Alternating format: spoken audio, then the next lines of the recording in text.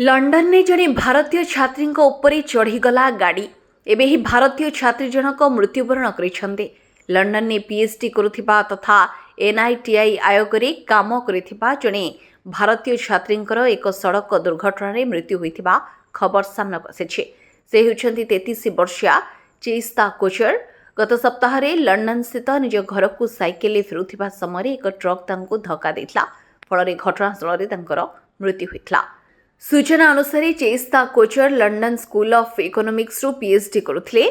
यह पूर्व से public policy think tank NITI Aayog सह काम करथिले। मार्च 19 रे एक दुर्घटना रे से प्राण हराइथिले। चेस्ता वियोग पर तांको पिता जनरल एसपी कोचर झीर पार्थिव शरीर आनिबा लंडन जाइछन्ती। एने एनआईटीआई आयोगर पूर्वतन सीईओ अमिताभ कांत चेस्ता सह जड़ित स्मृति एक्सरे एक पोस्ट माध्यम रे शेयर करी लिखिछन्ती चेस्ता कोचर मो सह कार्यक्रम रे काम करथिले। लंडन ने साइकेल चलाइबा समय से एक भयंकर दुर्घटनार शिकार होइथिले। से प्रतिभाशाली बहादुर एवं मेधावी थिले। Bureau report RCN Odia.